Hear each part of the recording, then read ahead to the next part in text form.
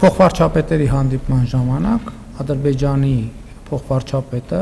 արտահայտել է պատրաստակամությունը Ադրբեջանի վաճառել նավթամթերք։ Հայաստանի կառավարությունը նախնական ուսումնասիրելով դաշտը այն գործարարներին, որոնք մեր գնահատմամբ հակված չեն լինի դրանից քաղաքական ակցիա սարքել, ասել, որ օրինակ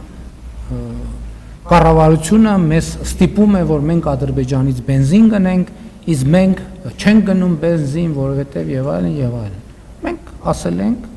որ կա այդպիսի հնարավորություն։ Եվ երկու կողմերի ընկերությունները, եթե չեմ սխալվում, Հայաստանի կողմից երկու ընկերություն կապ են հաստատել։ Իմիջիայլոց ասեմ, բոյկոտի դրսևորում առաջին խմբականակի ներկրման ժամանակ եղավ, որովհետև եղան ցանցեր, ովքեր հրաժարվեցին վաճառել այդ բենզինը, ինչը նշանակում է, որ մեր նախնական մտահոգությունը եւ մտավախությունը ճիշտ էր։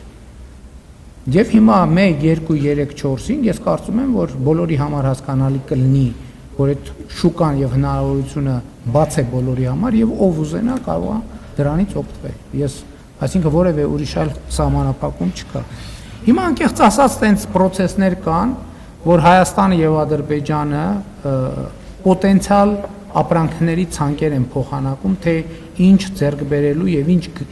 ինչ վաճառելու եւ ինչ գնելու հարցում են հետաքրքրված եւ process գնում է, երբ որ նորություններ կլինեն կիմանանք։ Այսինքն կա քննարկում։